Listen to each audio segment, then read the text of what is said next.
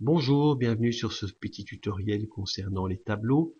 Pour aujourd'hui, on va se contenter des tableaux à une dimension, même si les tableaux à deux ou plusieurs dimensions ne posent pas de problème particulier, c'est simplement des tableaux de tableaux. Mais enfin, pour aujourd'hui, on va éviter de stocker des tableaux dans des tableaux et on va uniquement parler des tableaux à une dimension. Alors, qu'est-ce qu'un tableau? Un tableau, c'est une variable. C'est une variable un petit peu particulière dans la mesure où vous pouvez en quelque sorte la découper en un certain nombre de cellules qui vont être indicées. Ça veut dire que chaque cellule va recevoir un indice numérique qui commence à quelle valeur? Qui commence à la valeur 0. À chaque indice, vous pouvez stocker n'importe quelle valeur, de n'importe quel type.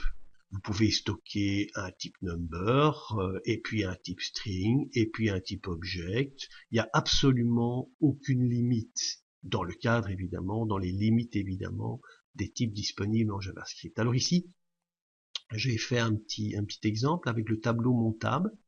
Et dans ce tableau montable, j'ai stocké à la cellule 0 la chaîne de caractères Charles, à la cellule d'indice 1 la chaîne de caractères Roland, à la cellule d'indice 2 la chaîne de caractères Urbain, et à la cellule d'indice 3 la chaîne de caractères Godefroy. Mais remarquez bien que l'ensemble ne forme qu'une et une seule variable de nom montable. Faites bien la différence entre l'indice et la valeur. Bien la différence entre l'indice et la valeur. L'indice va permettre de viser une cellule particulière de votre tableau. Et la valeur, c'est le contenu de la cellule à l'indice mentionné. On est bien d'accord avec ça. Et donc, on peut résumer tout ça en disant que, en JavaScript, un tableau est un simple container destiné à stocker des valeurs, et je le répète, quel que soit le type de ces différentes valeurs. Bien, ceci étant dit, on va déclarer un tableau. Alors, déclarer un tableau peut se faire de deux façons différentes. Avec une fonction que l'on appelle un constructeur. Pourquoi? Pas simplement parce qu'il va construire votre tableau, c'est pas très compliqué. Cette fonction s'appelle array, et en utilisant array, vous allez construire un tableau que vous allez stocker dans votre variable tab, dans ce cas-ci. Ou alors vous utilisez la syntaxe abrégée, qui est évidemment la plus fréquente, qui est tout simplement crochet ouvrant, crochet fermant, qui indique à l'interpréteur JavaScript que vous voulez tout simplement stocker un tableau dans tab. Le tableau étant créé maintenant, on va voir comment on va pouvoir l'initialiser. Alors, on va commencer par l'initialisation du tableau au moment de sa déclaration. On va un petit peu voir ça ensemble en live. J'ai déjà préparé un petit script. On va dire simplement var tab et on va tout de suite aller vers la syntaxe courte. Et au sein des crochets, je vais donner plusieurs paramètres qui correspondront aux valeurs que je veux charger dans mon tableau. On va mettre par exemple 5, 6.3 pour bien montrer qu'on peut charger n'importe quel type de variable à l'intérieur d'un même tableau. True, false et broll. Et puis voilà. Alors ici j'ai un tout petit souci. Voilà. Je termine par mon guillemet et je mets mon point virgule. Donc maintenant mon tableau tab est initialisé. Il est initialisé avec combien de valeurs? 1, 2, 3, 4, 5, 6. Ça veut dire que la longueur de votre tableau sera de 6 cellules qui commenceront à l'indice 0. Et donc on va aller de 0 à 6. On va s'en convaincre tout de suite en faisant un console.log de notre tableau. Et qu'est-ce que nous constatons? Eh bien, nous constatons que, effectivement, vous avez construit un tableau de 6 cellules, et ces 6 cellules sont indicées de 0 à 5. sont indicés de 0 à 5, et dans la console, et ça c'est bien sympathique, il vous donne la longueur du tableau avec la propriété length de votre tableau. Il dit que vous avez bien 6 cellules dans votre tableau. Alors, si nous avions pris la méthode avec Array, on va le faire, comme ça c'est fait, hein.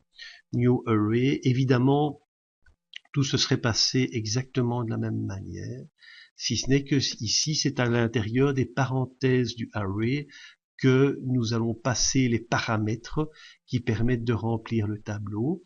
Et donc, ben voici, nous on a exactement, évidemment, le même résultat. Alors, dans ce cas-ci, j'ai demandé pour le console.log de m'afficher le tableau complet. On pourrait viser une cellule en particulier, console.log.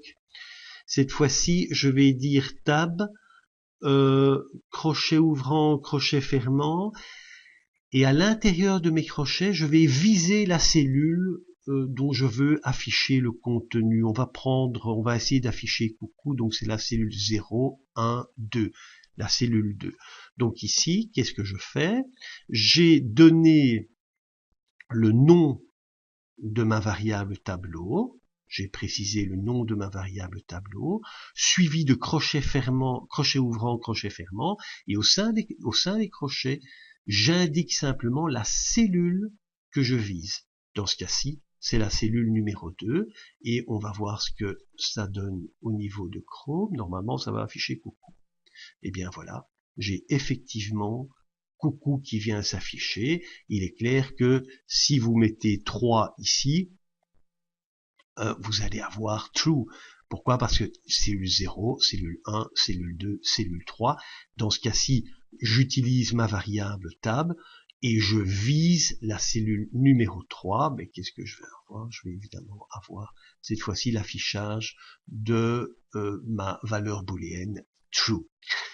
Bien, ça c'est une chose, et c'est l'initialisation du tableau directement au moment de sa déclaration. Maintenant, la plupart du temps, malgré tout, on va créer un tableau, simplement comme ceci, et puis nous allons initialiser ce tableau au travers d'une boucle. C'est évidemment extrêmement fréquent. Eh bien, nous allons le faire, on va commencer par un for. On va utiliser une boucle for, let i égale 0, i++, i, pardon, plus petit que, on va prendre 10 cellules, allez, 10 cellules, point virgule, i++. Et cette fois-ci, nous allons initialiser notre tableau à la valeur 0. Et donc, comme je vous l'ai dit, pour viser une cellule, que ce soit en lecture ou en écriture, on utilise les crochets ouvrants et fermants, au sein desquels je vais donner l'indice qu'il faut utiliser. Alors, cet indice, dans ce cas-ci, ça sera évidemment i. Pourquoi? Parce que je vais récupérer le compteur de boucle.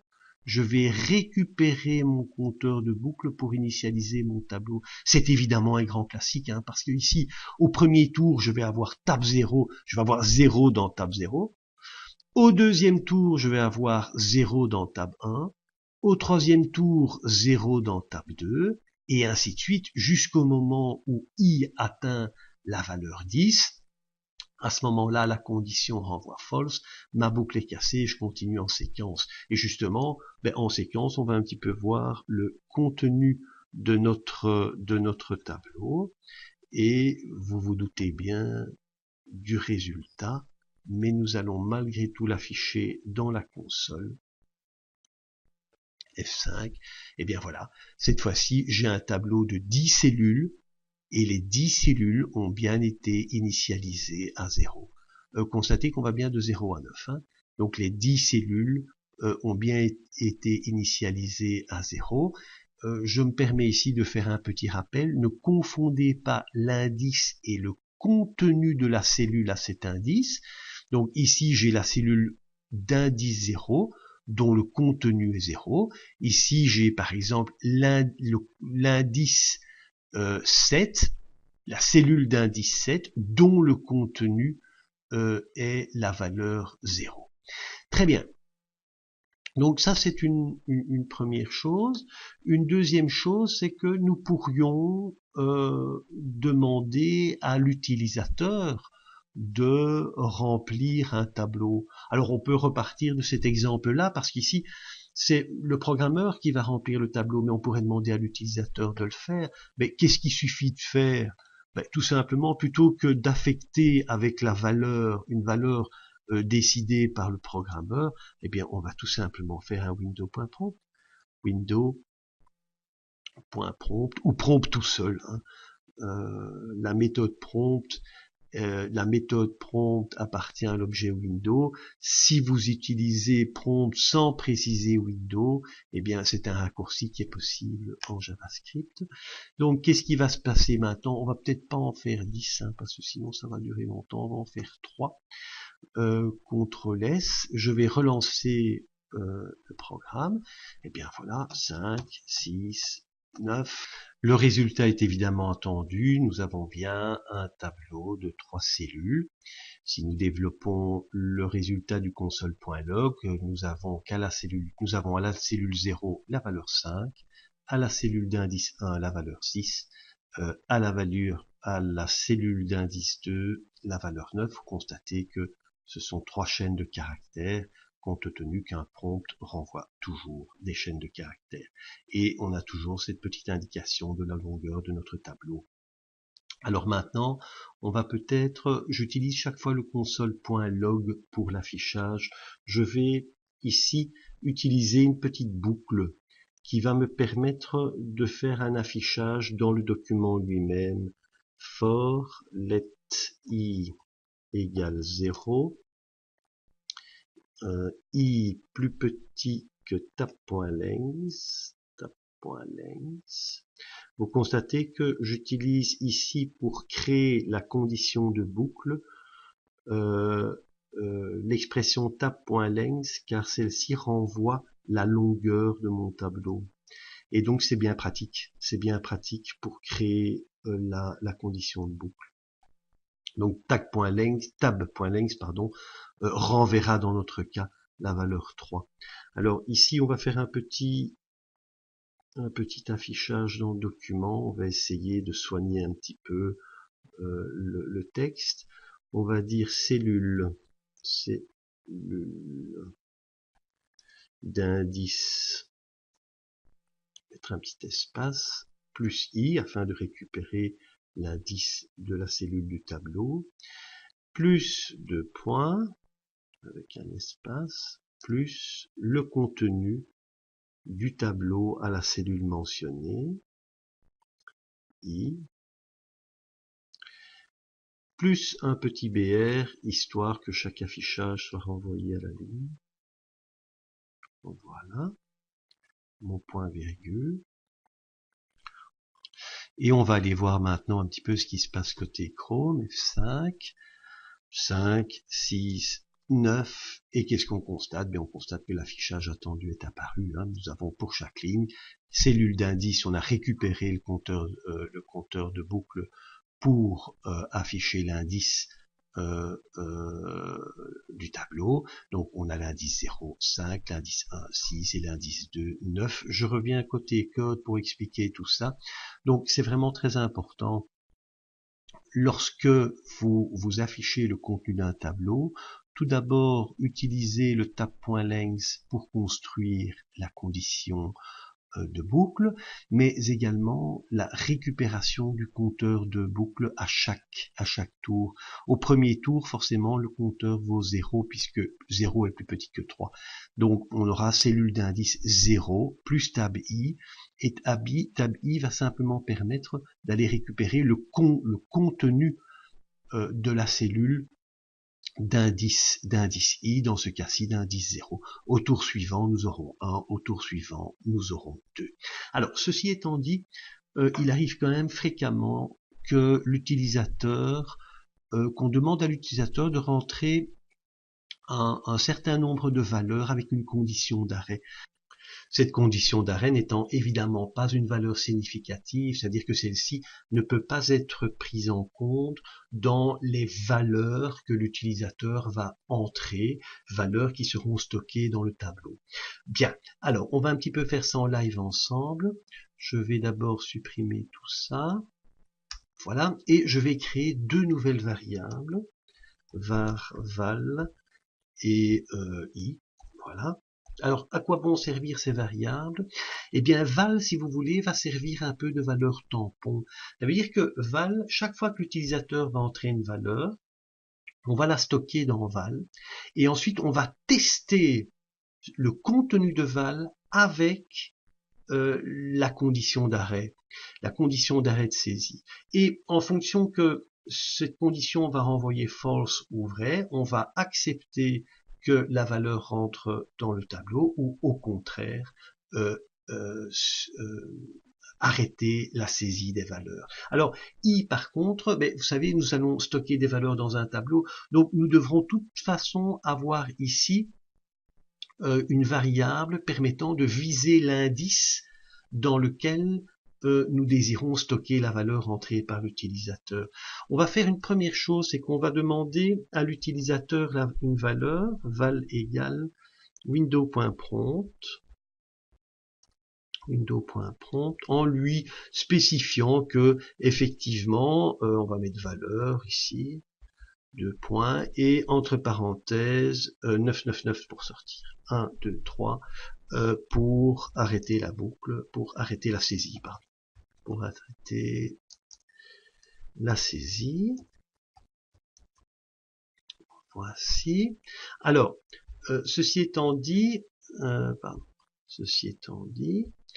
on va également initialiser notre indice à 0. Pourquoi? Parce que ça tombe sous le sens que la première valeur entrée par l'utilisateur entrera dans la cellule 0 de notre tableau tab.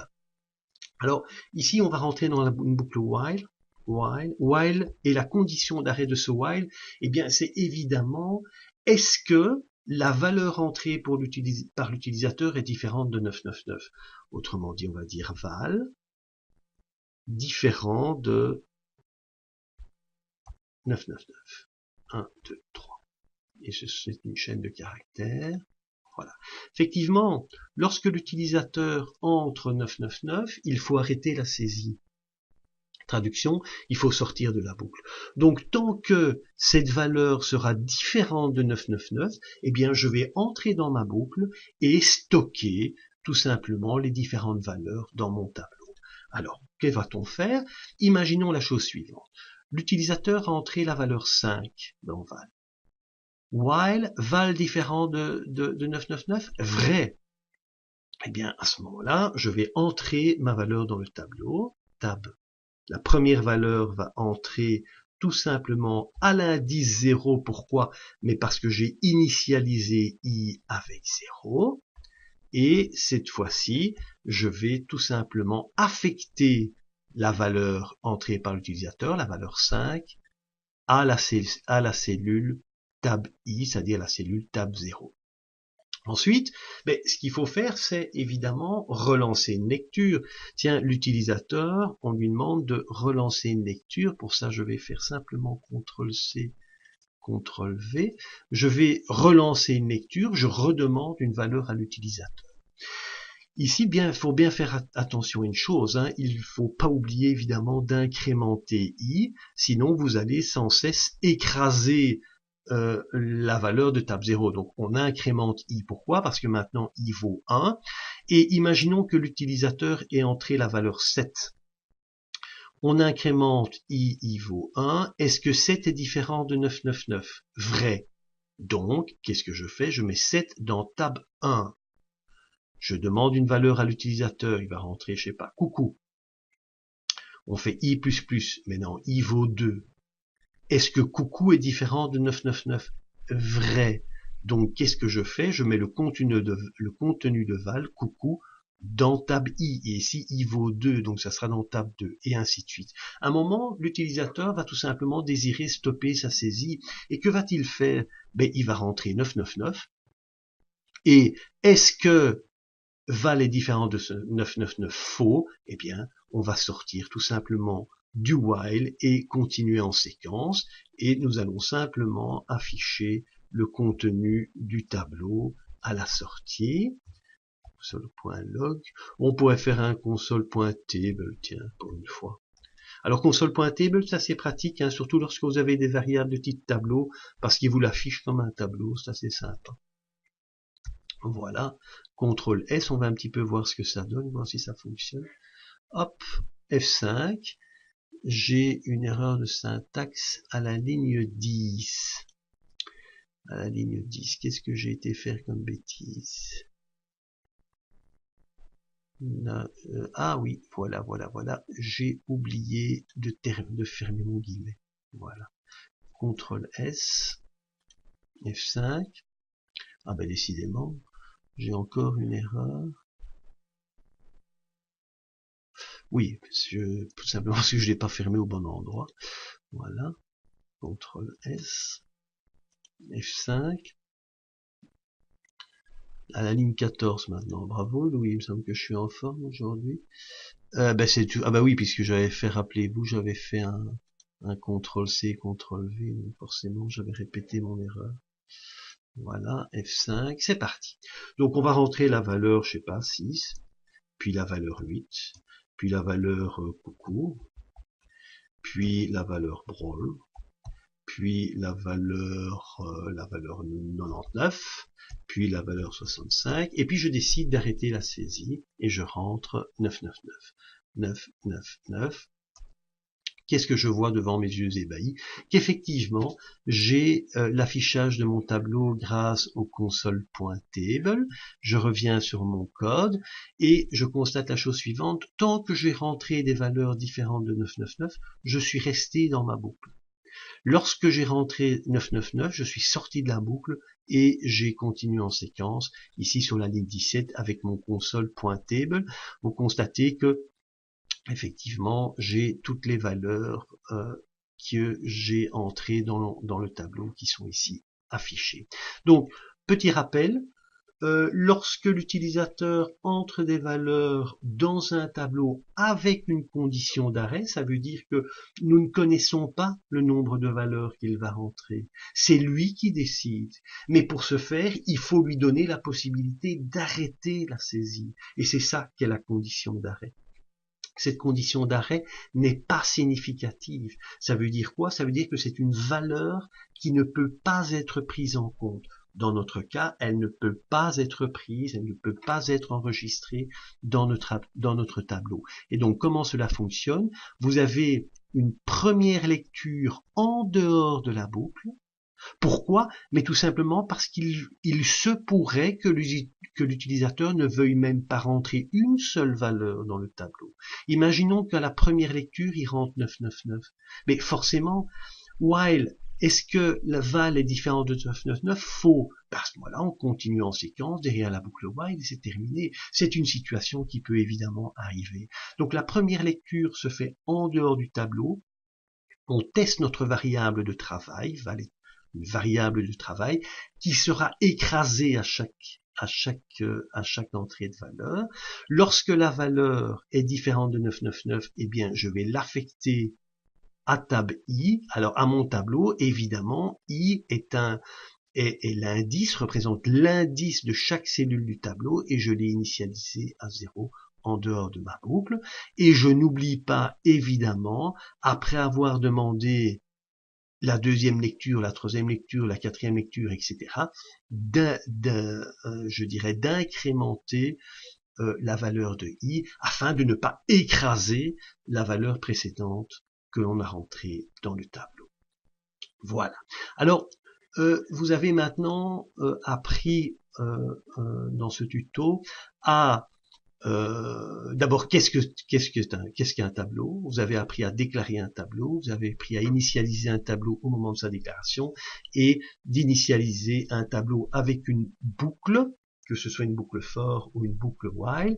Dans un prochain tuto, je verrai avec vous quelques méthodes des tableaux, mais aussi, et je vais déjà vous les montrer, les petits pièges Voilà, attention danger. Effectivement, lorsqu'on manipule les tableaux, il faut faire attention à certaines petites choses, mais ça sera pour un prochain tuto. Voilà, c'est fini. À très bientôt.